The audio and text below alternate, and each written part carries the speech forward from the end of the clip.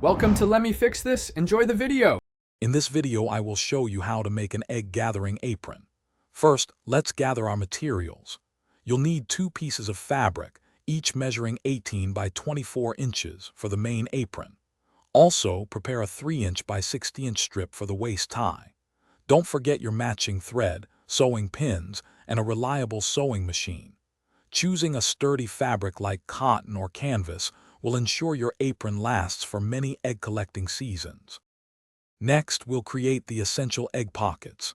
Take one of your 18 by 24-inch fabric pieces and fold it in half lengthwise. Now, mark and sew horizontal lines to form 6 to 8 individual pockets.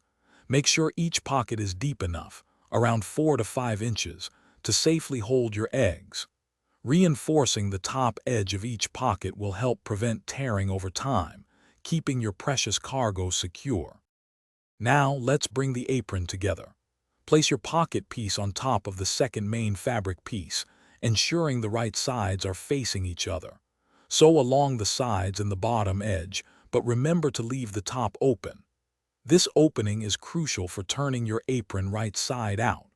After trimming the corners and pressing it flat, top stitch around the edges for a clean, professional finish.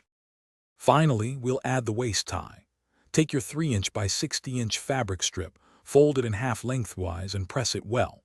Sew along the raw edges, leaving the ends open so you can turn it right side out.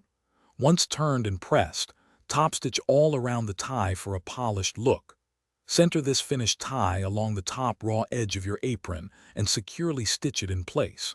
Your handmade egg gathering apron is now complete. Thanks for watching. If you found this helpful, don't forget to like and subscribe.